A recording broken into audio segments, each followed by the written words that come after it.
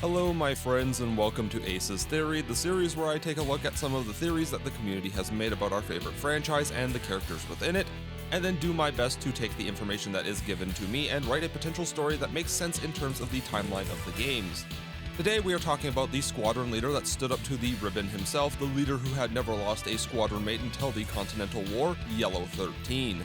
So let's take a look at what we do know and slowly start to piece together hopefully a story that fits with the narrative of Ace Combat. Yellow 13, name unknown, was presumed to have been born in Erusia, with a major focus on his identity remaining a secret.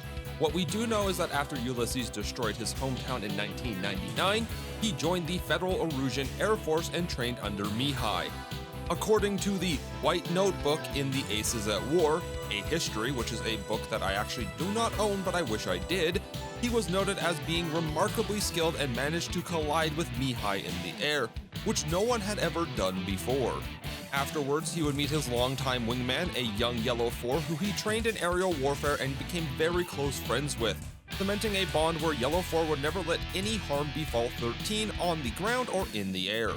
We then move on to the story of Ace Combat 4, where Yellow 13 would meet his end at the hands of the Ace pilot known only as Mobius 1 after coming to Farbanti in a last-ditch effort to defend Erusia. Now this is where the fan theory that is also supported by some details of later installments of Ace Combat comes to fruition. The theory about Yellow 13 is that he was actually a former Belkan Ace with the callsign of Raiha, who fled to Erusia after the Belkan War and restarted his life under secrecy and then joined the Federal Erusian Air Force to later fight in the Continental War. While this does seem like a long shot, let's take a look at some of the minor details that really do help this theory gain its ground. The way that Raiha is encountered is similar to the other characters that appear in the other Ace Combat games. If you are playing Ace Combat 0 on the Ace difficulty with the Ace's style of a knight, during the mission Mayhem when the player is fighting Silver Team, a specific colored Su-37 Terminator is flying around helping them. The aircraft itself features bright yellow wingtips and a camo pattern that look very close to the Yellow Squadron colors that we know from Ace Combat 4. But while this aircraft does bear striking similarities, I did mention that also characters that appear from other Ace Combat games will show up during this mission on the other Aces styles. The player can encounter Ashley and Michael, who are Grabak and Ofnir Squadron's leaders respectively, but also Heartbreak 1 and Huckabine, who are central to Ace Combat 5's story. The other thing I want to take a look at is the very specific aircraft choice for this Ace. The plane itself being the Su-37 Flanker F or Terminator. This would be tied very closely to Yellow Squadron as they flew exclusively Su-37s. A major thing that also helps with this theory is that there is already a Yellow team in the Belkan Air Force. Gelb translates directly to yellow, and they also fly the Su-37 Terminator, so that could have had an influence in the naming of Yellow Squadron, almost as if it's a homage to its fallen brothers during the Belkan War. One of the strongest contributions to this entire theory is the fact that we know that many pilots that were exiled or shot down during the Belkan War would end up emigrating to other nations, such as the aforementioned Ashley and Michael joining the Yuktobanian and Osean militaries as a part of their aggressor squadrons. But also in Ace Combat 6, we will learn that Lorenz Riedel, along with some of the other Belkans, would join Slovakia, giving them the plans to create the Agaion. So it isn't really that long of a shot to believe that another Belkan Ace would find their way across the pond to another nation, in this case Erusia. The real name of Raiha is also Erich Klinsmann, which is a reference to the real-world pilot from the Second World War named Erich Hartmann, who is also an Ace pilot with 352 confirmed air kills, and also had the claim that he never lost a wingman, which was a feat that Yellow 13 was known for. The pilot reference was also a Luftwaffe pilot, and if we take the ideas of Strange Real and overlay them into the real world, Belka has a very strong German influence down to the plot of Ace Combat 0, as it basically is just World War II German history but with more completed Wunderwaffes. If we also take a look at Yellow 13, he also seems to be in his late 30s, and if you look at the assault record for Klinsmann, his birth year is either 1969 or 1970, which would put him around about 35 to 36 years of age when the Continental War would begin. This idea of him being a Belkan Ace formerly known for being extremely skilled would give him the talent to keep up with a pilot of Mihai status. Now remind you, this isn't sick old man Mihai from Ace Combat 7. This is in his prime Mihai.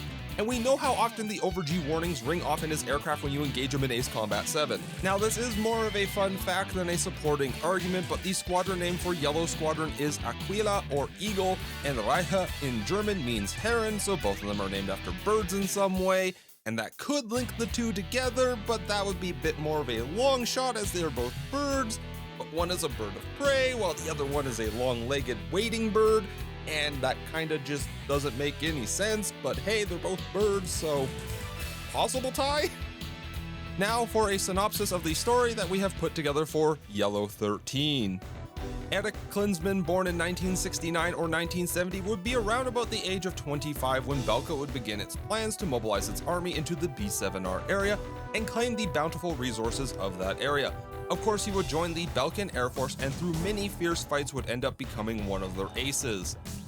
During the war, he would be deployed in various engagements, with him finally being deployed alongside Silver Team during Operation Battle Axe. Of course, his days in the air were numbered when he came up against the two mercenary pilots from Ustio named Pixie and Cypher. But one thing changed that day. The enemy showed him an odd sense of mercy upon his aircraft being struck by one of their missiles. Instead of hunting him down like some ravenous beast, Cypher gave him a second chance, and he limped his aircraft out of the B7R area, ejecting before it exploded. Soon after escaping to Allied territories, he would learn of Belka's defeat and the 7 nuclear weapons that they had used on their own territory. Showing no joy in watching his own homeland burn at the hands of his own people, he would enter exile like a lot of the other aces in the Belkan Air Force and turn to other lands. While others would keep their Belkan names in hopes of tearing down the alliance that helped bring their nation to its knees, some ran off with technologies to help other nations, and some would change their names, forging friendships and working as mechanics for the Allied forces. But no one knew what happened to Klinsmann. All we know is that sometime in the late 90s, a former Belkan pilot would arrive in Arusha and start to live his life in peace, eventually joining the Federal Arusian Air Force after his new hometown was devastated by the Ulysses fragments. Here he would train under Mihai, in which he would learn many of his combat tactics such as the advanced maneuvers that he would use later on. Eventually, during one of his training sessions, his aircraft would collide with Mihai's, which is something that no one else ever did. Mihai took this as a sign that 13 was an extremely skilled pilot. At this point, 13 was granted his own squadron, which he used the old paint scheme from his days in Belka and a name that gave homage to his brothers that had fallen during the Belkan War. The Yellow Squadron was born underneath the 156th Tactical Fighter Wing Aquila, and he would befriend and train a young Yellow 4 and begin a long friendly relationship with her, gaining not only his most trusted wingman, but one that would defend him to the very end. He would then start to recruit other pilots from the Arusian Air Force if they were skilled enough, and train them in the style of aerial combat that made them not only skilled, but also extremely deadly in the air. Unfortunately, while these pilots were very skilled, the style of Mihai's flying was rather rough on them, and said tactics and advanced maneuvers would often not be utilized properly, leading to many times where the members of Yellow Squadron would leave themselves open to attack. Then we know how his story goes from here on out, fighting in various battles against ISAF, wiping out entire ISAF squadrons until he met a single pilot and the one that would become his rival to the bitter end. The one with a simple ribbon on his tail and a symbol that would send ripples through the Federal Arusian Air Force and anybody that stood up against them, the Mobius Strip. Okay, so that was the heavily fabricated tale of Yellow 13. I would like to say thank you to the subscriber and commenter that gave me the entire idea for the series. They are popping up on the screen now. But the amount of references and all the data scraped from the wiki, from the Su-37 that appears in Mayhem, and the age of the character, plus the fact that in the assault records that Erich Klinsmann just shows up with a ton of unknowns, really does make you feel like he scrubbed himself out of the records while he was exiling himself, and then just appeared in Arusha like a lot of the other Belkan aces when they exiled themselves. But instead of following the path of madmen like Ashley, he wanted to distance himself from his Belkan roots and ended up back in the pilot seat in a war that he had no interest in. Alrighty, so thank you guys all for watching. If you have a video topic for a theory you'd like me to check out, leave it in the comments below. This is also where I'd like to say thank you to the channel members right now. You guys keep this channel running and also make it so that way there's a little bit of an incentive for me to continue making video content. It is not mandatory at all. I will always be releasing content for free. There will be no member exclusive content ever, because I don't like that system at all. But if you wanted to support the channel for $2.49 a month, you can get a cool little tiny ISAF/Ocean badge that you can have on your name when you comment below.